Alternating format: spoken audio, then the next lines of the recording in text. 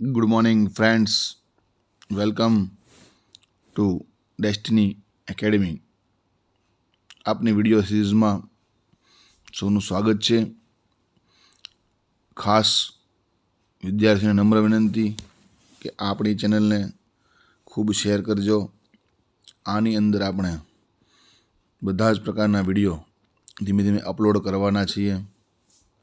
ફક્ત ધોરણ 10ના નહીં, પરંતુ તમામ સરકારી પરીક્ષાઓ, અન્ય ફિઝિક્સના વિડીયો અને ખૂબ જ આ ચેનલની અંદર તમને જ્ઞાનનો ભંડાર મળી જવાનો છે. તો ચાલો શરૂ કરીએ. પ્રશ્ન પહેલો, ખાલી જગ્યાની મૂળભૂત ઘટના ડીએનએની પ્રતિકૃતિ બનાવવાની છે. તો જવાબ આવશે પ્રજનનની જે ઘટના છે એનું મુખ્ય કાર્ય ડીએનએની પ્રતિકૃતિ બનાવવાનું હોય છે. કોષ વિભાજન દરમિયાન સર્જાતી ડીએનએની પ્રતિકૃતિઓ મૂળ ડીએનએ સાથે અસમરૂપ હોય છે. મને ખ્યાલ છે કે કોષ વિભાજન દરમિયાન જે કાંઈ કોષ વિભાજન દરમિયાન નવા કોષો ઉત્પન્ન થાય તેમાં રહેલું ડીએનએ એ મૂળ ડીએનએ કરતાં થોડુંક અલગ હોય છે, કારણ કે કોઈ પણ જીવ વૈજ્ઞાનિક ક્રિયા સંપૂર્ણ રીતે વિશ્વસનીય હોતી નથી. એટલા માટે કોઈ જાતિની વસ્તીની સ્થાયિત્વનો સંબંધ ખાલી જગ્યા સાથે છે. તો જવાબ છે પ્રજનન સાથે. કેટલી હદે પ્રજનન થાય છે તેના આધારે નક્કી થાય છે કે તે જાતિ પૃથ્વી પર ટકી રહેશે કે નહીં. વસ્તી પોતાના વસવાટને અનુકૂળ છે. જો તેમાં અતિ ઝડપી પરિવર્તન આવે તો વસ્તીમાં ખાલી જગ્યા સંભાવના રહે છે, તો સંપૂર્ણ વિનાશની સંભાવના રહે છે. જો પરિવર્તન ખૂબ જ ઝડપી હોય તો સજીવોમાં સર્જાતી ખાલી જગ્યાઓ જાતિની જીવિતતા માટે ઉપયોગી છે. તો સજીવોમાં સર્જાતી જે ભિન્નતા છે એ જાતિઓના અસ્તિત્વ માટે ખૂબ જ ઉપયોગી છે. સરળ એક કોષી સજીવમાં કોષ વિભાજન દ્વારા નવા કોષો ઉત્પન્ન થાય છે, જેમાં ખાલી જગ્યાનો સમાવેશ થાય છે. તો આમાં જવાબ આવશે અમીબા. બાકીના ત્રણ જે પ્લેનેરિયા, સ્પાયરોગાયરા અને ઈસ્ટ છે એમાં અલગ પ્રજનન પદ્ધતિ હોય છે.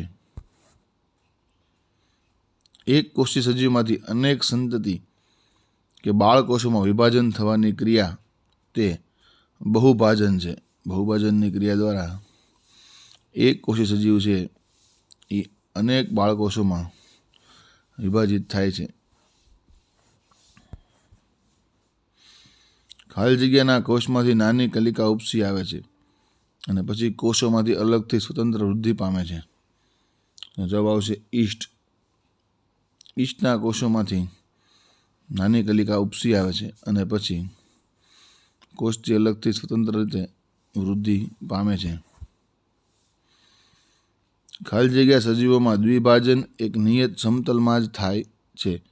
જવાબ આવશે લેશમાનિયા. જે કાલા અઝર તાવનો જે પ્રજીવ છે તેમાં જે દ્વિભાજન છે તે એક નિયત સમતલમાં જ થતું હોય છે. સ્પાયરોગાયરામાં દેહ નાના નાના ટુકડામાં વહેંચાઈ જાય છે અને પ્રત્યેક ખંડ નવો દેહ બનાવે છે. આ પદ્ધતિને અવખંડન કહે છે. ખાલી જગ્યા પ્રાણીના દેહના ટુકડા કરવામાં આવે તો પ્રત્યેક ટુકડા વિકાસ પામી પૂર્ણ સજીવમાં પરિણમે છે. તો આનો જવાબ આવશે હાઇડ્રા અને પ્લેનેરિયા. ખાલી જગ્યા સજીવોમાં કલિકા સર્જનથી નવો સજીવ બને છે. તો હાઇડ્રામાં કલિકા સર્જનથી નવો સજીવ બને છે. એક કોષજીવમાં થતું કોષ વિભાજન ખાલી જગ્યા પ્રકારે થાય છે? તો જવાબ આવશે સમવિભાજન. પુષ્પના પરાગાશયમાં ખાલી જગ્યાનો સંગ્રહ થાય છે? તેનો જવાબ આવશે પરાગરજનો સંગ્રહ થાય છે. પરાગાશયની અંદર પરાગરજનો સંગ્રહ થાય છે. કૃત્રિમ વાનસ્પતિક પ્રજનનથી ખાલી જગ્યાનો ઝડપી ઉછેર થાય છે? તો તેનો જવાબ આવશે ગુલાબનો. પર્ણ દ્વારા પ્રજનન ખાલી જગ્યામાં જોવા મળે છે? તેનો જવાબ આવશે પાનફૂટી. પાનફૂટીની અંદર પર્ણ દ્વારા પ્રજનન જોવા મળે છે. રાઇઝોપસમાં ખાલી જગ્યા દ્વારા નવા સજીવનું નિર્માણ થાય છે? તો રાઇઝોપસની અંદર બીજાણુ દ્વારા નવા સજીવનું નિર્માણ થતું હોય છે. ડીએનએમાં ખામીઓ કે ત્રુટીઓ સર્જાતા સજીવોની વસ્તીમાં ખાલી જગ્યા જોવા મળે છે? તો તેમાં જવાબ આવશે ભિન્નતા જોવા મળે છે. ડીએનએની ખામીઓથી ભિન્નતા ઉત્પન્ન થતી હોય છે. જ્યારે ડીએનએ પ્રતિકૃતિઓ કોષીય સંરચનાની સાથે કાર્ય કરવાની ક્ષમતા ગુમાવે ત્યારે કોષ મૃત્યુ પામે છે. જ્યારે ડીએનએ અને કોષીય અંગિકા વચ્ચે તાલમેલ ન થાય ત્યારે કોષ મૃત્યુ પામતો હોય છે. પુષ્પના પુંકેસરમાંથી ખાલી જગ્યાનું નિર્માણ થાય છે? જવાબ આવશે પરાગરજનું નિર્માણ પુષ્પના પુંકેસરમાંથી થાય છે.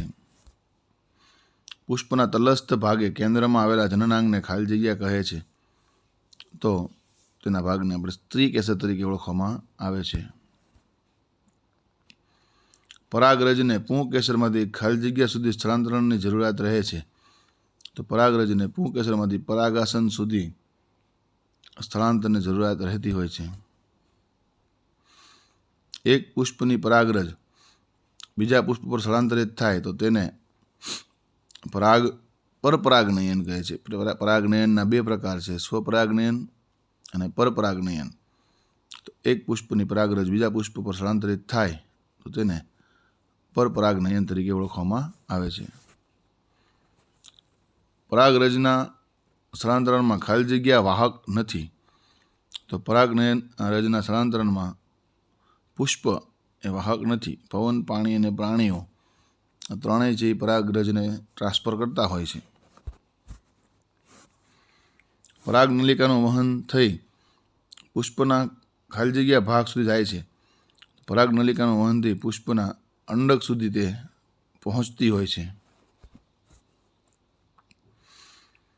અંડાશયની ઝડપી વૃદ્ધિ થઈ પરિપક્વ બનતા જ ખાલી જગ્યાનું નિર્માણ થાય છે? જવાબ આવશે ફળનું નિર્માણ થાય છે.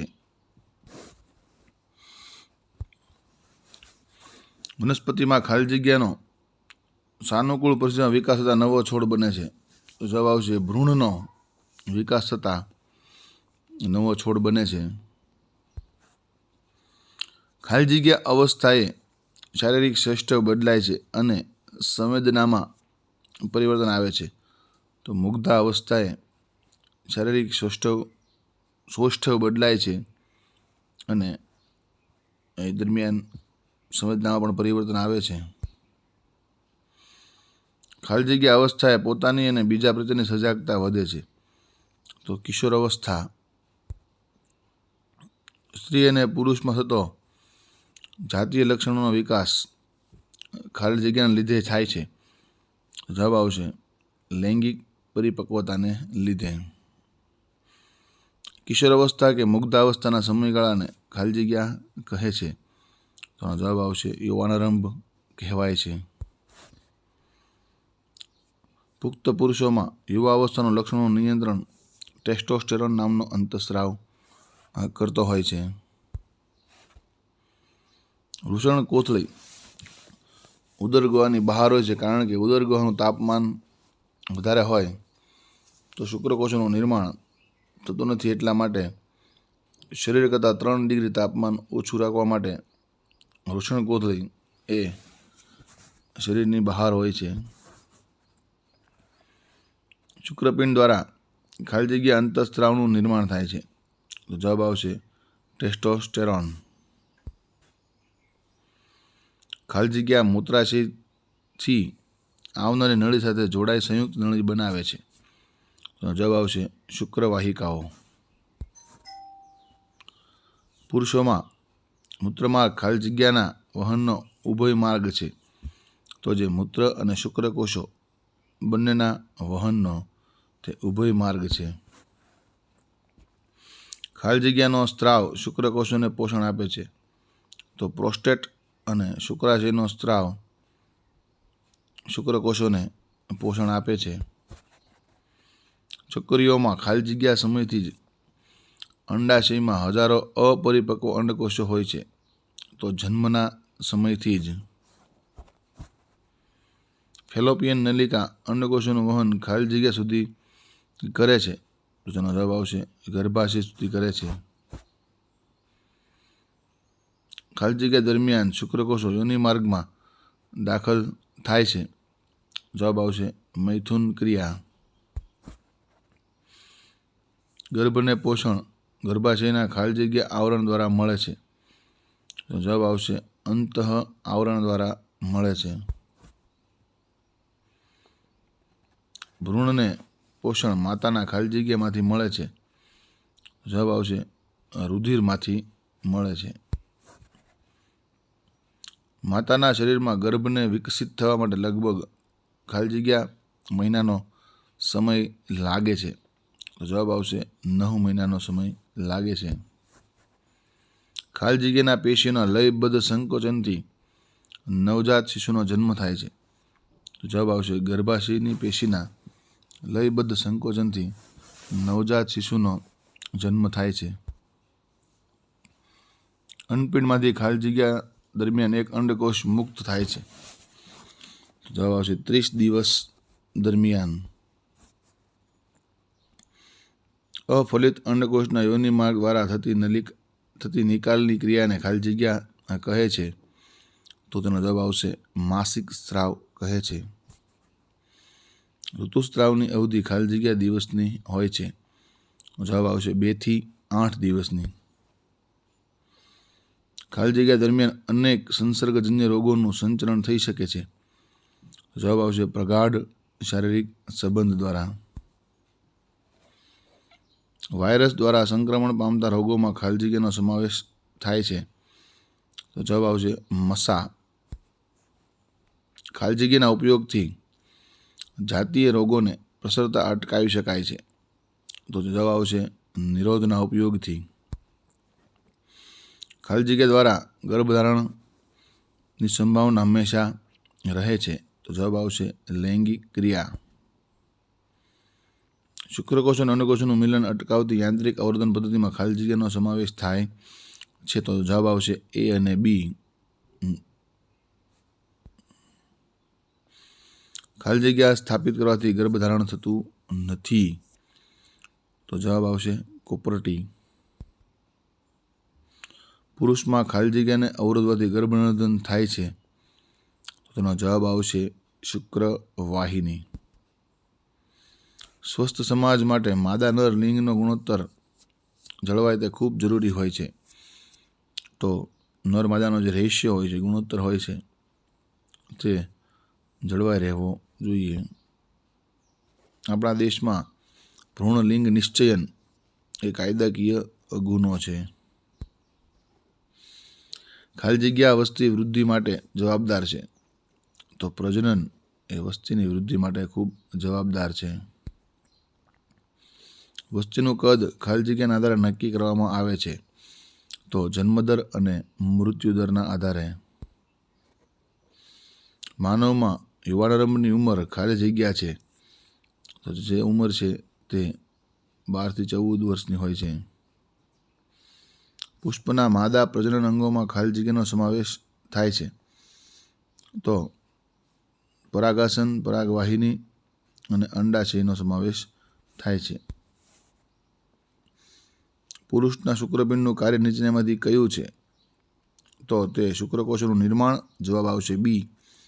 શુક્રકોષોનું નિર્માણ અને ટેસ્ટોસ્ટેરોન અંતઃસ્ત્રાવનો પણ તે સ્ત્રાવ કરતો હોય છે. નીચેનામાંથી કયો રોગ સંક્રમિત છે? તો જવાબ આવશે બી, સિફિલિસ. સિફિલિસ જે જાતીય રીતે ફેલાતો રોગ છે. સંક્રમિત રોગ તો ઘણા છે આમાં, પણ જાતીય સમાગમથી ફેલાતો જે સંક્રમિત રોગ છે તે સિફિલિસ છે. ખાલી જગ્યા ગર્ભનિરોધક તરીકે કાર્ય કરે છે? તો ઉપરોક્ત તમામ. જવાબ આવશે ડી. એઇડ્સનું પૂરું નામ ખાલી જગ્યા છે? તો એઇડ્સનું પૂરું નામ એક્વાયર્ડ ઇમ્યુનો ડિફિશિયન્સી સિન્ડ્રોમ છે. પુરુષમાં મૂત્ર અને શુક્રકોષોનું વહન ખાલી જગ્યા દ્વારા થાય છે? તો જવાબ આવશે મૂત્રમાર્ગ દ્વારા થાય છે. કેટલીક લીલમાં તંતુઓ વારંવાર તૂટે છે અને દરેક ટુકડો સ્વતંત્ર લીલ તરીકે વર્તે છે, તે ક્રિયાને શું કહે છે? તો આનો જવાબ આવશે બી, આ ક્રિયાને અલિંગી પ્રજનન કહે છે. વનસ્પતિના કયા ભાગો વાનસ્પતિક પ્રજનન દ્વારા નવા છોડનું નિર્માણ કરે છે? તો જવાબ આવશે ડી, મૂળ, પ્રકાંડ અને પર્ણ. પુરુષમાં શુક્રપિંડનું સ્થાન ક્યાં છે? તો જવાબ આવશે સી, વૃષણ કોથળીમાં. સ્ત્રીમાં ફલિતાંડના નિર્માણથી બાળકના જન્મ સુધીનો સમયગાળો કેટલા દિવસનો હોય છે? તો જવાબ આવશે 280 દિવસનો હોય છે. Thank you very much. જય હિન્દ.